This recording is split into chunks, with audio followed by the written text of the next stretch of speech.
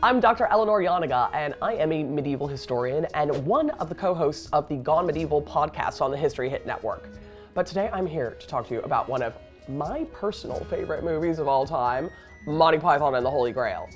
It's kind of a King Arthur story, ? All about how King Arthur and the Knights of the Round Table go looking for, spoiler, for the Holy Grail. And along the line, hijinks ensue. I'd rather just sing. Stop that. You're not going into a song while I'm here. It's an absolute banger of a classic. Your mother was a hamster and your father smelt of elderberries. It is possibly the reason I ended up being a medievalist, and I am stoked to get into it today with you. So, let's do it.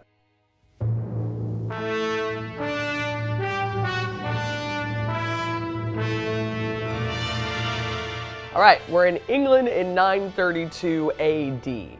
That is kind of an interesting point in and of itself because for medieval people, King Arthur is kind of like a long ago and far away story. It's this idea that he kind of took over sort of after Rome leaves Britain. So really for them, it's kind of like ancient history. And so they reflect all of their medieval ideals onto this guy in the past who sort of seems like a medieval guy, but he's meant to be like, you know, this distilled, perfect Christian king in the past. So 932, that's way, way, way too late for Arthur from a medieval standpoint. But also, and I want to make this clear, I don't care.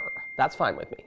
But 932, that's an interesting kind of point for us from a historical point of view. So this is like pre-Norman conquest, right? So at this point in time, we're still a bunch of English guys. We're speaking a Germanic language. And actually like England as a concept in 932, a little bit nebulous. People would say, oh, I'm like Mercian, or I am from Northumberland. There had been this period called the Heptarchy recently, where there was lots and lots of different kingdoms all around England. An idea if Englishness was not necessarily there, but again, and to be clear, this is a comedy movie. However, you know, like they gave me that date. I guess I can make fun of them if they get things wrong. Yeah, I'm going to, for comedic purposes. I'm sure they would let me. It's fine. It's fine. See, one of the first things that you see here is like a form of torture, which is the wheel. And the wheel is kind of like a slightly later form of torture. Like, let's be very careful with our torture designations. And I would expect to see that more kind of in the late medieval period. And also, one thing to kind of keep in mind is that torture is not actually that common in the medieval period. Does it happen? Oh my God, yeah. Yeah, it really does. But it's not like you're walking down the street one day, you look at a knight wrong, and they're like, that's it. I'm putting you on the wheel, right? The thing that happens with torture and the reason why like these big public displays of bodies and things like that happen is because it was really hard to get caught if you did something wrong. So when they did catch a criminal doing something, they're like, quick, make a big scene about it, right? And so that's why you would do stuff like, I don't know, when you beheaded someone, put their heads on London Bridge to like warn other people off. But it wasn't like this was something that was an everyday occurrence. The reason why you would have these big gruesome displays is a deterrent since it was so easy to get away with crime. I like wheels because they show up in Hieronymus Bosch paintings, and he's one of my favorite late medieval painters.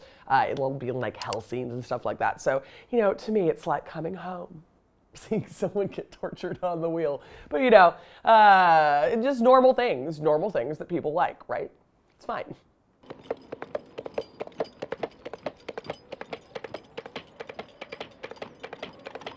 Wall up! Oh, we simply love to see King Arthur fake ride interview with his, you know, trusty servant and some coconuts. Absolutely fantastic stuff.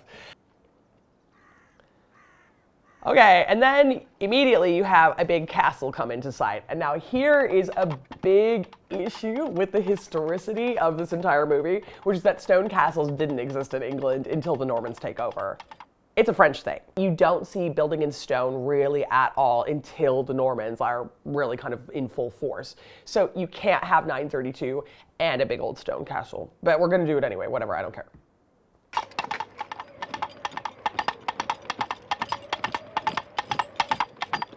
Halt! Who goes there?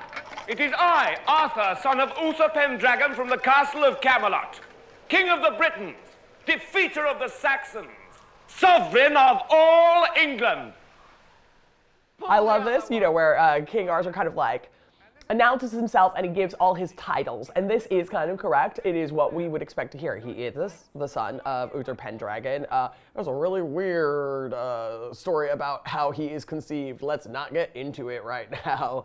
And he is called King of all Britons in medieval literature, because especially in the high medieval period, okay, by then there is a concept of England, right? There is, you know, maybe not like a concept necessarily of Britain so much, but what they're kind of saying there is that it means both Wales and England, because King Arthur is sort of Welsh sometimes.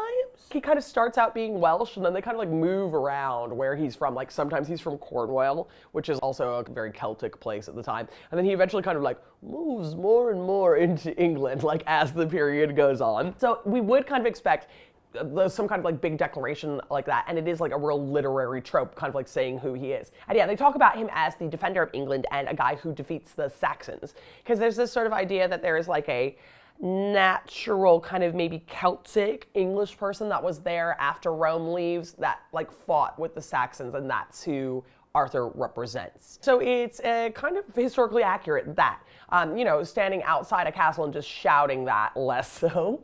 Because like a king, when he rides up, he's gonna be like a fancy guy. He's wearing like really fancy armor. He's gonna have all these trappings and things that let you know that he's definitely a king. And they're gonna see you coming and they're gonna be like, oh, fancy guy alert. Right. And so either they're going to let you in because they know that you're a friendly, fancy guy, or they are going to be preparing for war, in which case that wouldn't happen. So probably the yelling over castle walls, not so much, but I still think it's really funny, so I don't care. I must speak with your lord and master. What, ridden on a horse? Yes. You're using coconuts. What? You've got 2 empty halves of coconut and you're banging them together. So? We have ridden since the snows of winter covered this land. Through the kingdom of Mercia, through... Where'd you get the coconuts? We found them. Found them? In Mercia, the coconut's tropical. What do you mean? Well, this is a temperate zone.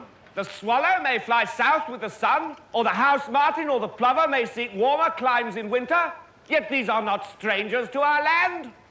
Are you suggesting coconuts migrate? Not at all. They could be carried. What? A swallow carrying a coconut? You know, the coconuts in general, like, yeah, probably not in 932, which is what makes it funny. Interestingly, though, coconuts by the time you hit the late medieval period, so like the 1400s or so, are like this super big luxury item, and everyone is like, coconut. And it's like something that you would make a goblet out of, and you'd be like, got a coconut cup. You like that? Coconuts. And it's a big, big flex.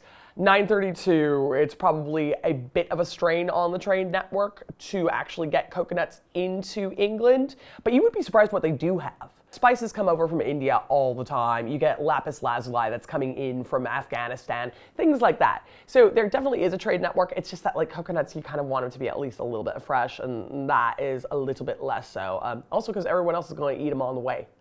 England is very far away. So probably not with the coconuts. Well, it doesn't matter. Will you go and tell your master that Arthur from the court of Camelot is here?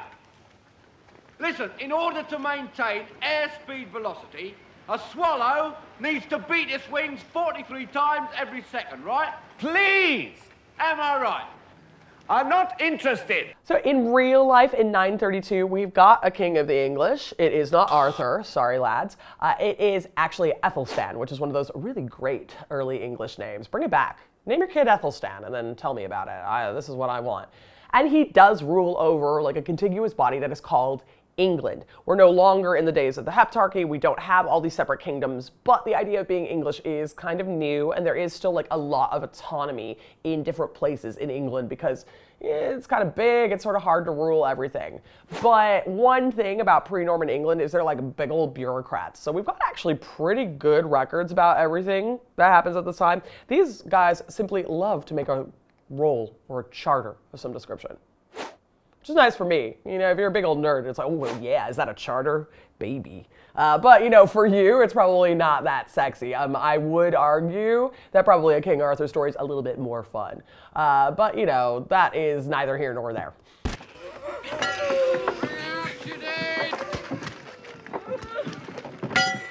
Bring out your dead! Bring out your dead! Bring out Oh, it's the bring out your dead scene. Check it out. We got our wheelbarrow of the dead coming through town. There's a lot to say about this, right? So in the first place, like, sorry everybody, but there was no plague in the 10th century. The bubonic plague, or the Black Death, happened very, very specifically in the 14th century. And the bubonic plague doesn't arrive very specifically in England until 1348. That's when it first kind of gets into the port cities in London, and it takes longer still for it to get up the top of England. Another thing to say very specifically about the Black Death, even in the 14th century, is no one was blasé about it like this. There was no kind of like cart coming around with the bring out your dead situation, right? People were really sad that all of their friends and loved ones were dying. Surprise, medieval people are people, and they were really, really upset about it. And we can see that when we see plague pits now. So even in these circumstances where everyone is dead and stuff is going on and it's horrible and you've got to dig a big mass grave, it's not like they just like chucked all the bodies in there and walked away. We see the bodies are all lined up very properly. They have their arms crossed. They are all usually facing east, which is considered the correct way to bury a body within Christianity, because come the resurrection on the day of judgment, when you rise bodily out of the grave, you're going to be one of facing Jerusalem. So they're doing all the things that you want to do with a body, but it's just they can't dig individual graves. So even when you have these terrible situations where lots of people are dying, they really retain their humanity. And I think that's an important thing to kind of note, because it's easy to be like, haha, oh, these slugs in the mud, and there's lots of mud in the Holy Grail, right? But these are real people, and they had real lives and real emotional attachments. I'm not saying this scene isn't funny, I'm just saying that it's impossible, and also that is not how people thought about the Black Death. Bring out your dead! Bring out your dead! I like the banging the cat against the wall. It always makes me laugh. Fun fact, medieval people absolutely love cats. They dote on them. And it's an actual funny thing, because there is this weird and persistent myth that you see online all the time that part of the reason that the bubonic plague happened is that everyone in Europe killed their cats because the church, ? Didn't like cats, and then cats didn't kill the rats, and that's how everybody got bubonic plague. That's absolutely bonkers, because in the first place, the bubonic plague happens like in Afro-Eurasia. It happens in Asia, it happens in Europe, and it happens in Africa. Places where the church doesn't control things. So it's like, explain to me why everyone died in Baghdad if this is because of like Christianity, right? Doesn't make any sense. Second of all, medieval people really liked cats. They are hanging out with them all the time. We've got all kinds of cute little pictures of kitties. It's one of these things that cats are so popular that even if you become an anchoress, which is like one of those ladies who like lives in a cell on the side of a church, and you hang out and you have visions about Jesus, normal stuff. One of the things you're allowed to do is bring a cat with you as companionship, because like that's how much people really liked cats. And also they understand that cats are indispensable for doing stuff like killing rats, right? So cats are showing up all the time in medieval stuff. We've got their little paw prints walking across paper. We see monks that are like complaining because the cat weed on their parchment that they were working on and stuff like that. So we know that you have like a lot of cats around the joint, especially in religious circumstances. There's absolutely no evidence at all whatsoever that cats were ever killed in the Middle Ages in this way. And like, we would see like in archaeological digs, like a layer of cat bones. Like someone would be like, yeah, and then the Pope made me kill my beloved pet cat. Like we would have records of this. There aren't any. It doesn't make any sense. Everybody loves kitty cats. And then also, and I cannot stress this enough, rats don't cause the plague. Fleas cause the plague. It was fleas that were on rats. And then a big thing that caused the plague later is just human-to-human contact. It's not anything to do with rats. So the entire thing is a stupid myth, and I'm not sure why it's persistent, but I mean, I'm going to laugh about it if you're hitting a cat against the wall in Monty Python, even though I love kitties. Shout out to kitties. Yay! Bring out your dead! Here's one. Ninepence. I'm not dead. What? Nothing. Here's your ninepence. I'm not dead. Here. He says he's not dead. Yes, he is. I'm not.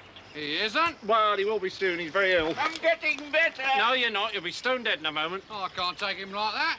It's against regulations. I don't want to go on the car. Oh, don't be such a baby. I can't take him. I feel fine. Well, do us a favour. I can't. Well, can you hang around a couple of minutes? He won't be long. No, I've got to go to Robinson's. They've lost 9 today. Well, when's your next run? Thursday. You think I'll go for a walk? You're not fooling anyone, you know. Look.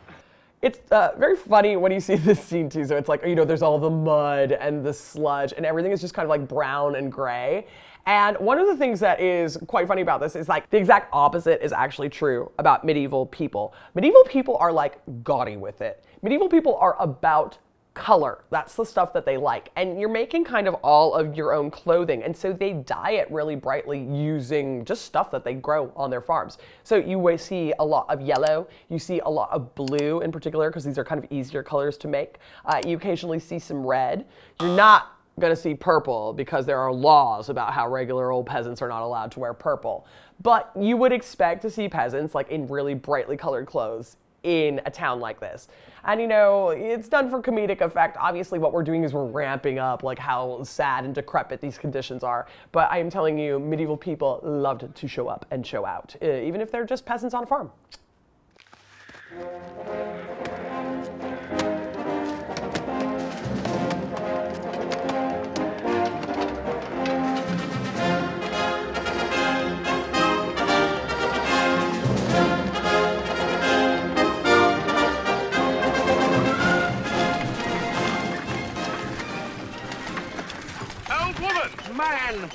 Ma'am, sorry. What knight lives in that castle over there? I'm 37. What? I'm 37. I'm not old. I think that this is funny, and a nice thing here where he says, I'm 37, I'm not old. He's right, okay? Like a persistent myth about the medieval period is that everybody died at 35. Right, they'll go, oh, the average age of someone in the medieval period is 35, so you died at 35. That's not what that means, and that's not how it works. So obviously the way that averages work is that you take the dates of everyone who died, you smoosh them all together, and then you divide it by how many people there are. Here is the thing about how mortality works. Until we invented vaccines, about half of everyone who was born died before they were 1 or 2. So this skews the average age really, really heavily, right? It skews it so much that it means that like if half of everyone is dying before they're 2, that is going to basically cut the age of everyone else in half. So people live into their 70s absolutely routinely.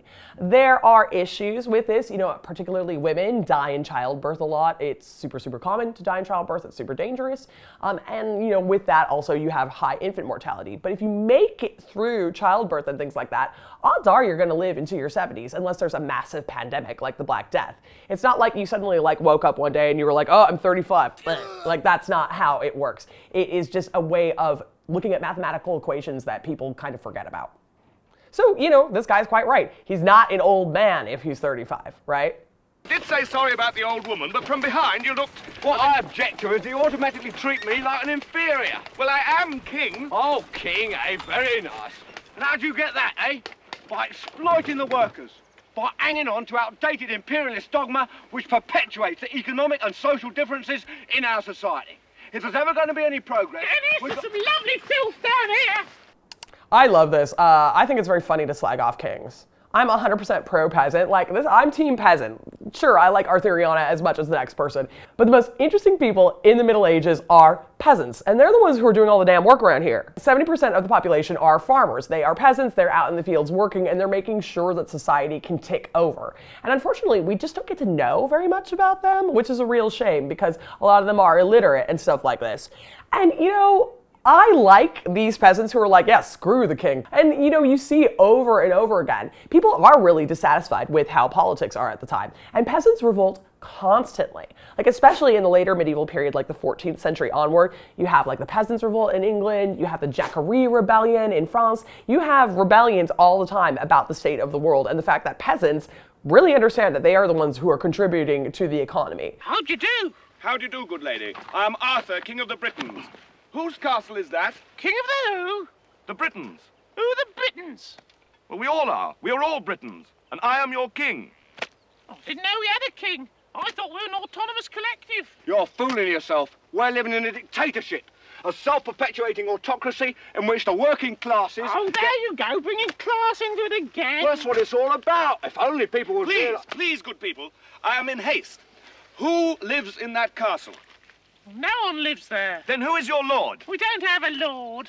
What? I told you, we're an anarcho-syndicalist commune. We take So it in turn. interestingly, kings and lords probably don't have day-to-day contact with peasants, but since peasants are like most people, they are going to end up talking to them at a point in time, particularly when you are doing things like bringing in the rents. So often a lord or something like that, if it's the time of year that you have to go like tithe and give the rich guy a bunch of the food that you were growing all year or the money that you raised from selling crops. In the 10th century, it's more often like you have to give the crops to a guy. You often go and give them to them, and then usually they put on a little bit of a banquet or something where they will feed the peasants. So there will be times when there is crossover. And certainly people would, occasionally be able to like yell at the king on horseback. On the other hand, kings are quite highfalutin. They think rather a lot of themselves. They're not necessarily going to like get down there in the muck with the peasants. But it isn't impossible to have a scene where peasants speak to the king. It is probably a lot more likely that they're not going to tell the king what is on their mind politically, though. Let's just say that. Kind of dangerous.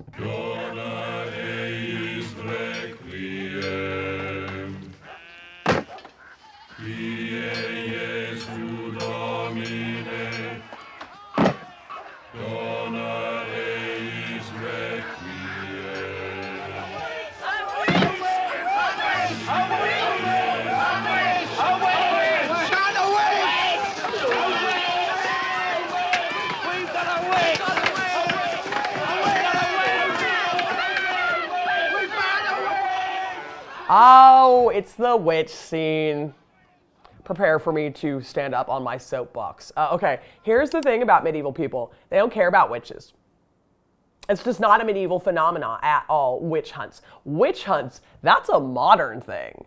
Baby, if you look at the actual dates of witch hunts, that's all happening in like the 17th century. That's the 1600s. This is by the time we've got Protestants and stuff around the shop. Like medieval people, this is not their bag. That is a modern thing. And we need to like come to terms with the fact that it's our society that creates witch hunts. But we really like to kind of like put it in the medieval period because we're like, oh, that was very unseemly. It was medieval people?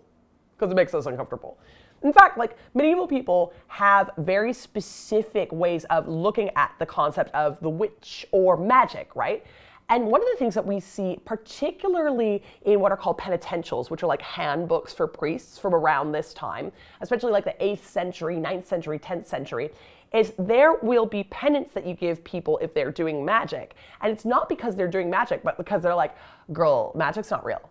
Right? Like what makes you think that you can subvert God? What makes you think that you can reorder the universe and that you would be the sort of person who can do magic? You are deluded, honey, and you need to do penance about that fact. And so they not only aren't that concerned about like people doing witchcraft, they're like, no, you don't. Now, having said that, very occasionally people are killed for witchcraft, but it's usually people who are super, super high up. So if you're like a really rich lady, and maybe you were shagging around a little bit, and maybe you've taken over some land that other people don't want, then you might get accused of witchcraft and taken down. But witchcraft accusations in the medieval period are super, super far between. Right? This is not something that we see commonly at all. But on the other hand, I mean, what I will say about this is, it's not far off from how like early modern witch panics happen. Okay, so another interesting thing here is all these guys are yelling, burn her. Burn her anyway! And to be fair to people in the early modern period, which I'm not often, they didn't actually burn witches. There are some witches who get burnt, but super, super commonly, the way you execute witches is hanging. Like the great majority, 90% of all witches get hung. People who do get burnt at the stake, actually, and more particularly in the medieval period, aren't witches, they are heretics. So people like Joan of Arc gets burnt at the stake.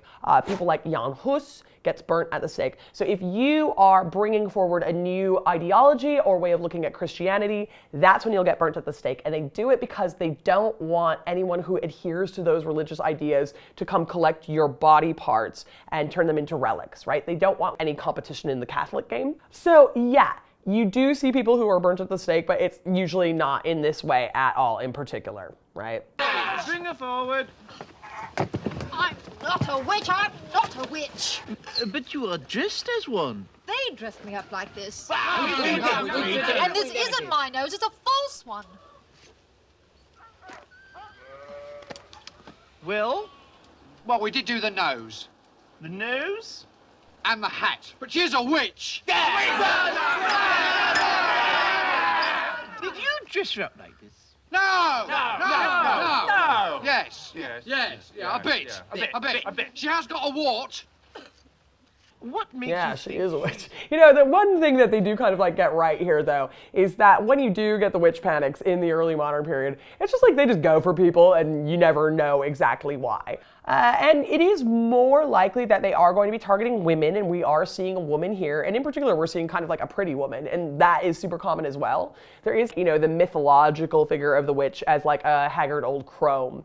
But a lot of the time, also, witchcraft is a very particularly considered to be sexy. And so it's like sexy ladies are doing sex magic. So, for example, Henry VIII gets Anne Boleyn on that one. He's like, I was incredibly horny for her, so it must have been witchcraft. It's like, okay, bro, like, I don't want to talk about your that way, but like, I guess you do. So yeah, you do get like sexy ladies who get in trouble for witchcraft, and that's definitely something that happens. But again, modern people do it. I can't stress that enough. What makes you think she's a witch? Well, she turned me into a newt. A newt? I love that she turned me into a newt. I got better thing. And actually, that is quite like a funny part of witchcraft accusations. So, for example, in the Malleus Maleficarum, or the Hammer of Witches, that is written kind of like on the cusp of the late medieval, early modern period, there is this whole big thing about one of the things that witches do is they'll put a glamour on you to think that your junk disappeared, right? And they tell the story about a young man who gets cursed by a witch, and he's like, where's my... Oh, I've lost her. And then like he runs up to a priest and is like, Father, I've lost my witch stole it. And he like drops trow and shows, you know, his which is definitely there. And the priest is like, sir, please put your away. Right? And so there is like this thing, but they're like, they still take that as proof of magic. They're like, you see, because a witch cursed him and he didn't realize his junk was still there. So it's still like, you're damned if you do, you're damned if you don't. Like some guy hallucinates that his gone, and then like a woman is in trouble somewhere. So that like, she turned me into a newt, I got better, is actually like quite funny because yeah, that sort of stuff did happen. But again, in the modern period. Quiet! There are ways of telling whether she is a witch. Are there? Oh, what are they? Tell us. Tell me, what do you do with witches? And what do you burn apart from witches? More witches! Wood. So, why do witches burn?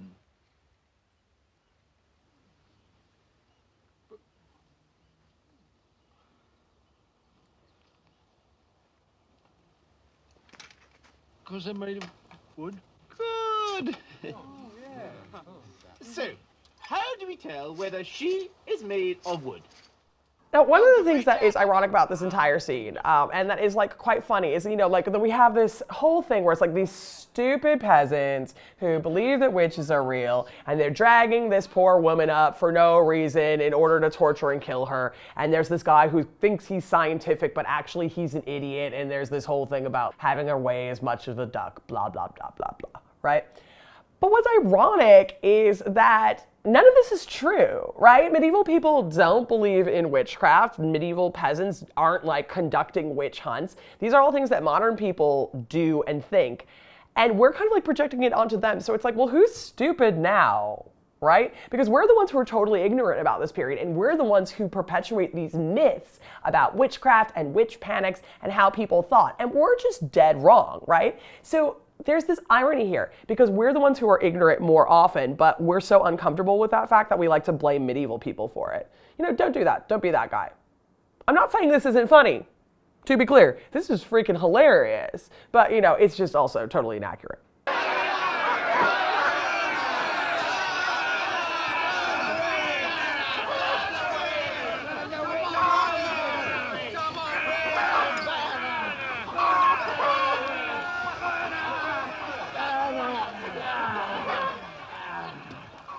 Right, remove the supports.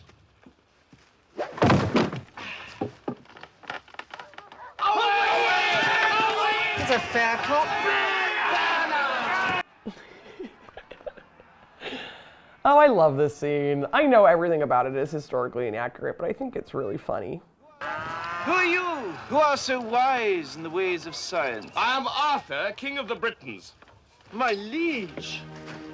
Good Sir Knight, will you come with me to Camelot and join us at the round table? My liege, I would be honored. What is your name? Bedivere, my liege. Then I dub you Sir Bedivere, Knight of the Round Table. And I like this thing here where Arthur is basically saying, I want people to kind of join me at the court in Camelot, which is kind of like what happens throughout the stories. Although it's usually, especially later on in the period, it's not that like Arthur goes out to find people, it's that people come find Arthur. And this is an interesting distinction between English Arthuriana and French Arthuriana, because French Arthuriana in particular will have him staying at home all the time, and then like the knights go out and do courageous things. But fundamentally, if you read stories, for example, like Gawain and the Green Knight, we see things like the other knights have to take on the danger that Arthur would ordinarily face, because it would be a terrible thing if, you know, the king got killed. You can't have the king going around getting killed. So that's why you have this cast of characters that is sort of like the Marvel universe, but for knights. So it's like, that's why you have Lancelot, that's why you have Gawain, that's how you have Percival, right? The wise Sir Bedivere was the first to join King Arthur's knights, but other illustrious names were soon to follow. Sir Lancelot the Brave, Sir Galahad the Pure, and Sir Robin, the not quite so brave as Sir Lancelot, who had nearly fought the Dragon of Angnor, who had nearly stood up to the vicious Chicken of Bristol, and who had personally wet himself at the Battle of Baden Hill. And the aptly named Sir not appearing in this film. So they can go out and do the things that Arthur can't do because he has to stay at home in Camelot and make sure that everything is ticking over. So there is this kind of like nod in Arthuriana literature to how courts actually work and what risks kings can actually take. Obviously, for a movie that is made in the 20th century, no one's really going to care about that. And it's like, well, if King Arthur's in this movie, why isn't he roaming about doing things? So we've kind of like jettisoned that by the 20th century because we don't really have the same conception of kings. But yeah, you know, that's just some nerd stuff. You don't need to worry about it. Explain again how sheep's bladders may be employed to prevent earthquakes. Certainly, sir. Look, my liege. Camelot. Camelot. Camelot. It's only a model. Shh. Knights, I bid you welcome to your new home. Let us ride to Camelot. Camelot is a really interesting thing because the earlier Arthurian legends don't have Camelot. And Camelot kind of like comes into being later on. So Camelot is a really interesting place because it is very fun and very beautiful. And one of the things that's always happening at Camelot is like big, fantastic feasts. You also obviously have the round table itself there, which is where all the knights hang out. But it's also kind of like the locus where a lot of stories start. Right, so everyone is like hanging out at Camelot doing something, and then someone comes in, and that's what starts the action off. So like Camelot is the safe space. It's like base if you're playing tag, and then you kind of like go out from there in order to have adventures. Arthur, Arthur, King of the Britons. Oh, don't grovel. One thing I can't stand, it's people groveling. Sorry. And don't apologize. Every time I try to talk to someone, it's sorry this and forgive me that, and I'm not worthy. What are you doing now? I'm averting my eyes, O Lord. Well, don't. It's like those miserable psalms. They're so depressing. Now knock it off. Yes, Lord. Right. Arthur, King of the Britons, your knights of the Round Table shall have a task to make them an example in these dark times. Good idea, O Lord. Of course it's a good idea.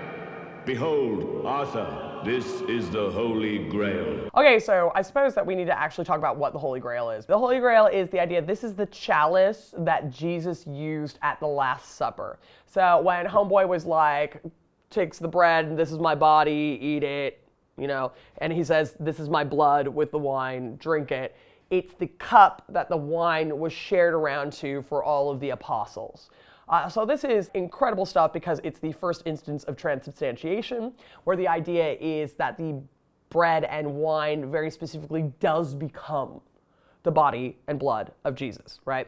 And so that's cool because that's the first time that happened. And also, all of the apostles had their lips on that thing. Oh, baby, that's holy indeed, right? So there is this kind of like idea of this as a possible relic. And we do see that being the object of Arthurian literature. So people are actually questing, looking for that. Because, I mean, it's got to be somewhere, right? And, like, you would be surprised what they decide they find in the medieval period. Like, can you believe it? Constantine's mom found the true cross. Wow. So if you can find the true cross a few hundred years later, someone can find a cup. Surely, right?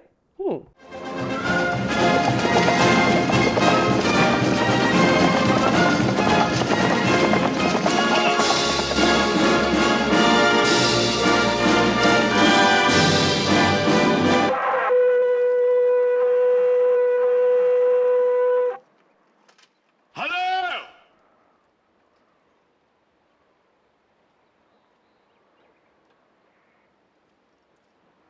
Hello!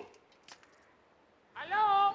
It's the French! Yay! These are my knights of the Round Table. Whose castle is this? This is the castle of my master, Guido Lombard. Go and tell your master that we have been charged by God with a sacred quest. If he will give us food and shelter for the night, he can join us in our quest for the Holy Grail. Well, I'll ask him, but I don't think he'll be very keen. He's already got one, you see? What?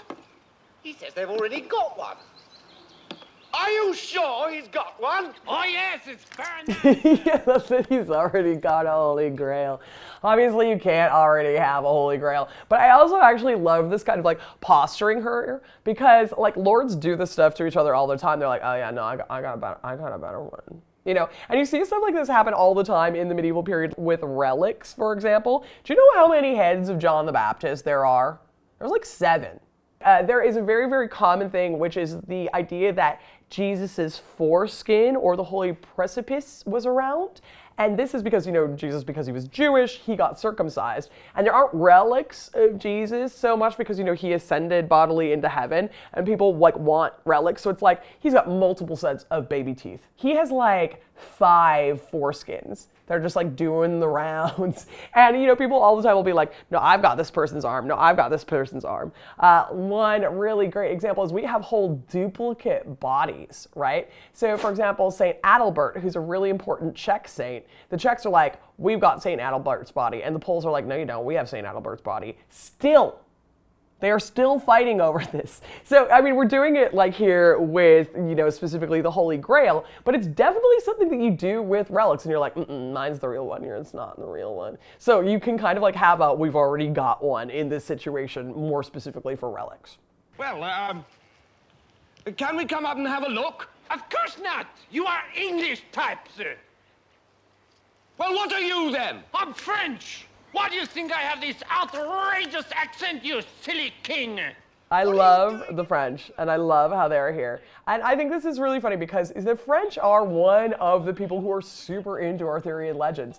Odds are a lot of the ones that you've read or are aware of have been written by French people. And in fact, like there are French people at the court of Camelot, right? Like Lancelot du Lac very, very famously has come over from France, right? So there is this direct French connection with these things. I also think that this is quite a funny thing because it's like, here you have this big stone castle and you've got like these French guys inside it. And I'm like, it's kind of like a cute nod to the Normans, right? Like when they come over and take over everything. Because the Normans are the one who built all the castles. Like one of the things that they bring over in addition to like Frenchness in general is building churches in stone and building castles in stone. Before that, English people mostly just kind of built with wood. So like seeing a castle like that and having a French person in it, I'm like, oh, actually like that is bang on, right? Like I would be much more expecting someone who was a francophone inside a big stone castle than I would someone who was speaking English. That is just fundamentally how it works. Granted, that's not how it's working in the 900s, right? Like that is gonna take another 100 years or so until it kicks off over here. But it's not unrealistic. And in fact, you know, once the Normans take over, most people in castles in England are speaking French. They often don't speak English at all whatsoever. Like it kind of takes until the 15th century for the noble people of England to begin speaking English. You know, people like Richard the Lionheart did not speak English, right? These are people who are very, very French. They spend a ton of time on the continent and they're going back and forth to Normandy, which they also rule all the time. So French guys in a castle, like actually bang on. What a strange person. Now look here, my good man. I don't want to talk to you no more, you empty-headed animal food trough whopper. I fart in your general direction. Your mother was a hamster, and your father smelt of elderberries. Is there someone else up there we could talk to? No, now go away, or I shall taunt you a second time. Now this is your last chance. I've been more than reasonable. Fetch in a mash. Quoi? Fetch in a mash. If you do not agree to my commands, then I shall... Jesus Christ! I love this stupid scene with the stupid catapult. It's so funny to me. Okay, so, all right, look. Medieval people were not catapulting animals over the walls, especially not cows. You want that cow, right? For all sorts of reasons. A, milk. That's really sweet. Milk gives you butter and cheese and all these things that we like to eat. B, if it's not giving milk anymore or you're not breeding it, then you're going to eat it because it's food. And then also you're going to want its skin. And animal skins are used for all kinds of things, in particular parchment. There is no paper in the medieval period, so the stuff that people are writing on all the time is animal skin. So you are like throwing out an incredibly valuable thing. You wouldn't do that. There's no way that you would put a cow over the wall, especially if it's kind of like a situation with warfare or you're feeling like you're under siege. You're going to keep every ounce of what could be food in a castle. There's absolutely no way you're throwing that at people. Stuff that gets thrown is like real big rocks. That's a popular one. They do burning oil sometimes. That does exist. You just like put a big keg in and you're like, wah! And then you like give it a go. So flaming things, rocks, things of this nature, that's what you catapult over. It's also quite interesting because for the most part, you don't tend to see siege weaponry inside castles. Siege weaponry is stuff that you bring to a castle to try to knock down the walls. If you did have it, you would have to have like that up on the ramparts. You would have to have like some kind of catapult up there. It's not going to be like in the courtyard, right? Because then you have to make sure it gets over your walls onto the other people. So you would have to have it up really high. I mean, another thing is siege warfare in this way does not exist at this time, right? This comes in with the Normans. And again, it's because they don't have castles, right? And if you don't have castles, then you don't need a trebuchet. You don't need a catapult, right? Like it's not the same game. It's not until you invent having stone castles that you have to invent things that can knock stone castles down. So all of that will eventually come in with siege warfare, but you've got to have something to siege first. One day, lad, all this will be yours. What, the curtains? No, not the curtains, lad. All that you can see stretched out over the hills and valleys of this land. That'll be your kingdom, lad. But, Mother. Father, lad, father. But, Father, I don't want any of that. Listen, lad. I built this kingdom up from nothing. When I started here, all there was swamp. Well, the king said I was daft to build a castle on a swamp. But I built it all the same, just to show 'em. It sank into the swamp. So, I built a second one. That sank into the swamp. So I built a third one. Inside here, this isn't exactly how I would expect a castle to look because, you know, all those stones and stuff that you see inside castles, all of those stones would have been plastered over and it would be painted to the nines. So you would have all sorts of things on the walls, oftentimes frescoes, there would be like religious scenes, people would paint flowers. Sometimes it would just be like really, really bright colors. Red is particularly popular. And the reason why they're not there anymore is because plaster needs to be continuously done, right? And these castles are like 800 years old, 700 years old, and at a point in time, the plaster fell off the walls, no one lives in there anymore, and so now you just see the rock in the back of it. It would be like now if all the drywall fell off the wall in your own house and then no one repaired it, and then everyone went, damn, you live like this? I was like, that is not how it works for medieval people. You get rather a lot of brocades and you get tapestries and things like that on the walls. And these serve a couple of functions. In the first place, that's art. Fantastic. But in the second place, it is also a way of like keeping things sort of warm. So, you know, if you put a lot of cloths up, I mean, I don't know how many of you are my fellow Slavs, but if you've ever been to like a babushka's flat, oftentimes there are like carpets on the wall. And it's because it keeps things like kind of cozy. Same in the medieval period.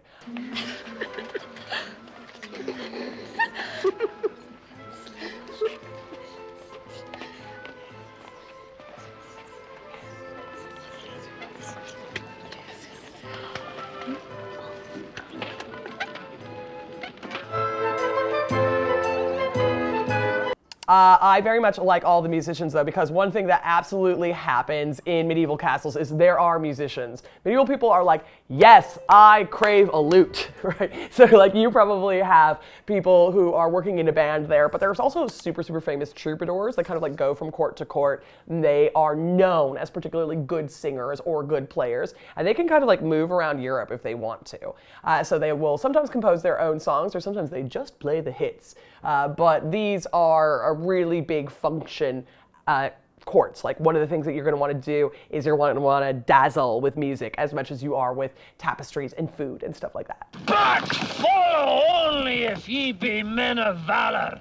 For the entrance to this cave is guarded by a creature so foul, so cruel, that no man yet has fought with it and lived.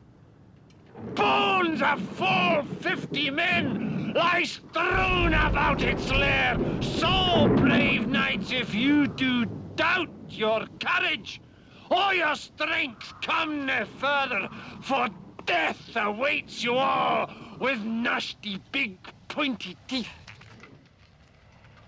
What an eccentric performance.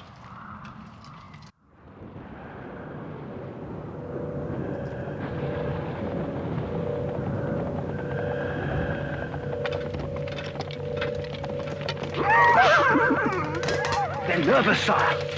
Then we best leave them here and carry on foot. Dismount!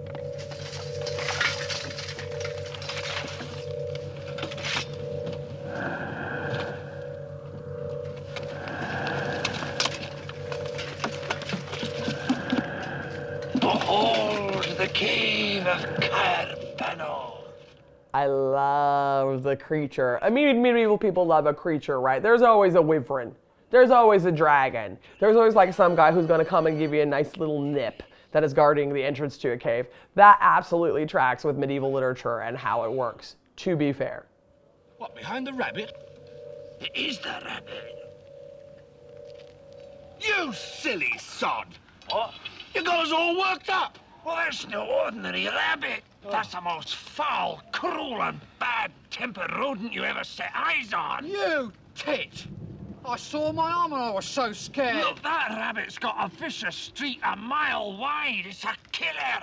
Get stuffed. He'll do you a treat, mate. Oh, yeah? Manky Scots git. I'm warning you. What's he do? Nibble your bum? He's got huge, sharp... he can leap about... Look at the bones! Go on, boys, chop its head off. Right, silly little bleeder. One rabbit stew coming right up. Look! Jesus Christ! And it's like interesting what are dangerous creatures in the medieval period that we don't realize now. So for example, unicorns are monsters. Like unicorns aren't nice little horses that have like one horn. They are a goat mixed with a lion, and the only people that can tame them are virgins. So like they are bloodthirsty and will kill you. And now we're like, yay, My Little Pony about it. And like that's not how it was at the time. So you would be shocked at what we think is cute and cuddly. What they're like, that is a bloodthirsty monster. Now, in this particular case, maybe not so much, though.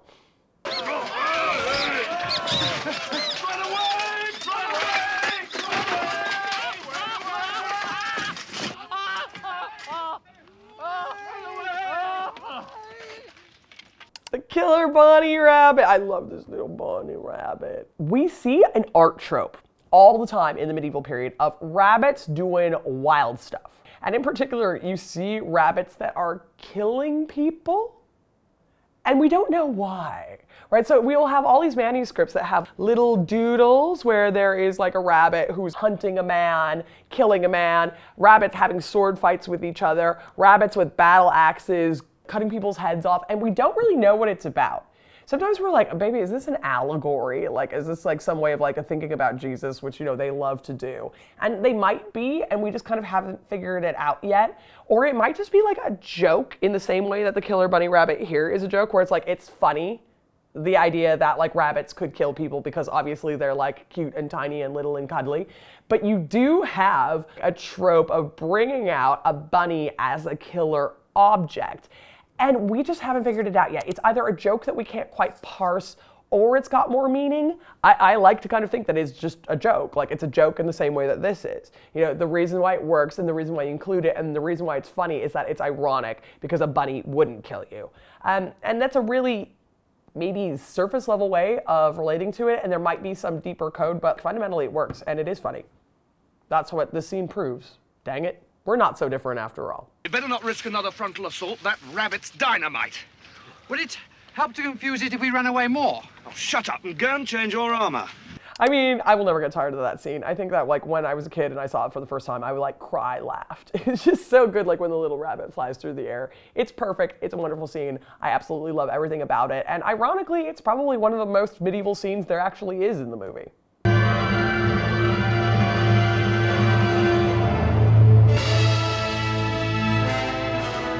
God be praised.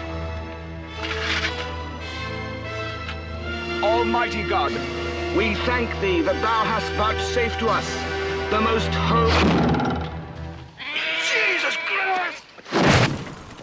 Hello, dappy English kniggets and Monsieur Arthur King, who has the brain of a duck, you know. So, we French fellows out with you a second time. How dare you profane this place with your presence?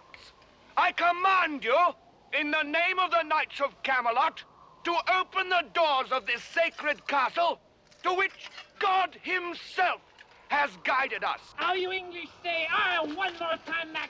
Unclog my nose in your direction, sons of a window dresser. So you think you could out-clever us French folk with your silly knees bent running about advancing behavior? I'll wave my private parts at your aunties, you cheesy lot of second-hand electric donkey-bottom biters. Like, around this time, there is kind of like a lot less of the rivalry between the French and the English.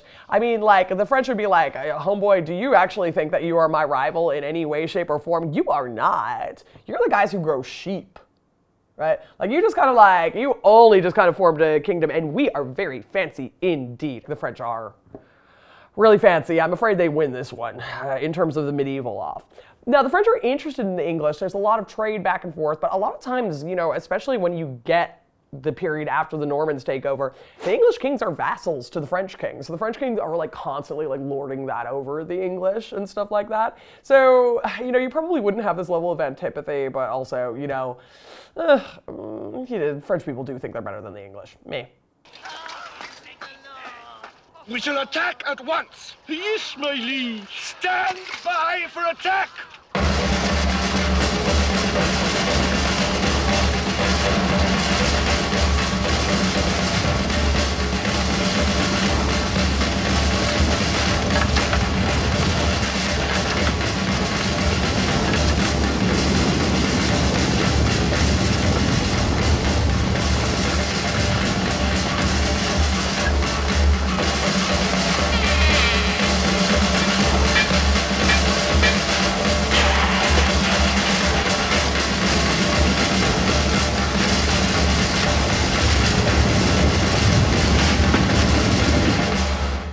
I love the scene. I love how dramatic it is. I love, you know, the big castle on the lake in the background.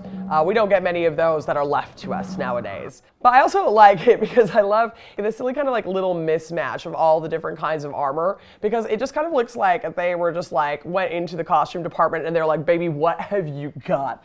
You have like some flat-headed, you know, helmets, which I would kind of expect to see. You have some that look a little bit more like crusading helmets because they've got like the cross cut out of them. Some of these things are looking very particularly like late French infantry wear, like the ones where you have like the brims on the things. So it's just kind of like all kinds of stuff thrown in all together, whereas we definitely see armor fashions come in and out.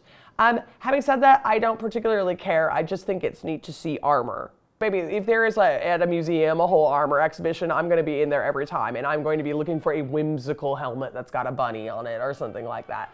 So yeah, like, is it historically accurate? No. Again, this is a King Arthur movie, and he isn't real. So I think you can do anything you want, really. One of you lies dead, and the Holy Grail returns to those whom God has chosen.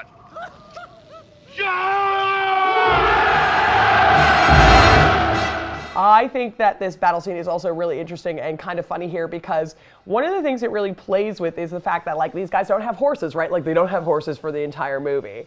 And the thing about like knights, lords, and kings is they're the guys on horses in wars. And wars kind of were fought by lining various people up. But the way that they worked was super different to now because like you didn't actually really want to kill people in wars if you were a lord at the time. So what I would say is that medieval warfare, especially kind of earlier on, is more like rich guy tag. And the thing that you want to do as a rich guy on a horse is you want to go like find another rich guy on a horse and you want to capture him and kidnap him. And then you take him back to your castle and then he's under like house arrest or whatever in your castle and then you extort a ransom for him. And so this is a way to make like big time money. Like you can capture his horse, you've got his armor, and you can be like, yeah, if you want to ever see your son alive again, give me all this money. And it is a big, big way that they raise money and, you know, that keeps them going forward in war. So you don't actually want to like kill other knights, you want to kidnap other knights. And it's a really, really different way of thinking about war. There are people, though, on foot, and one of the things that we do see here is what a medieval army is more like, which is this, a bunch of guys with pointy sticks. So, like, a huge part of armies are just going to be like peasants who've been forced to go out and fight, and then you're a pikeman suddenly, and they're like, there you go, baby, there's your pointy stick, go get there in a ditch and poke someone else. And it's quite funny because we have actually lower rates of death in wars because no one really cares about the war. It's just like some rich guy made them do it. And also, it's really hard to go up to someone with a pointy stick and stab him to death. So there's a lot of, we think, people being like, oh, I fell over. Like during medieval wars. This isn't to say that people don't get killed. People absolutely do get killed. 100% that happens. But it's much, much harder to kill people if you actually have to hack them to death than it is to like drop a bomb on them from hundreds of miles away, right? There is this kind of like humanness involved. But it's interesting because this is more like what I would expect a medieval army to look like just a bunch of guys with sticks.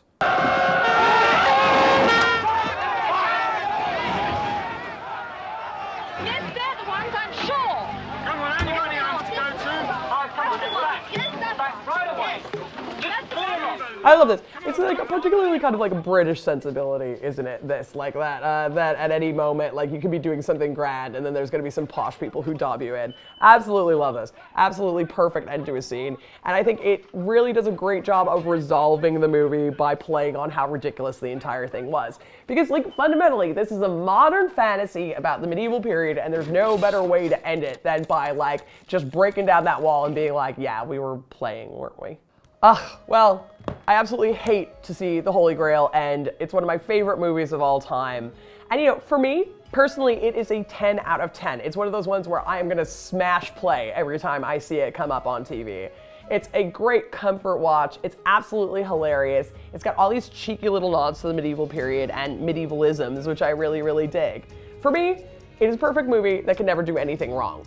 Does that mean that it's historically accurate? Absolutely not, but that's what makes it fun. Like, it's okay for something to be a medievalism. We don't have to have it be a perfect piece of history all the time. And you know, it's probably better that we don't think every medieval thing put in front of us is historically accurate. I hope that you enjoyed this as much as I did, and if you want to see more amazing videos and my nonsense, smash subscribe because I'm out here all the time. And you can always check me out on Gone Medieval for more medieval shenanigans.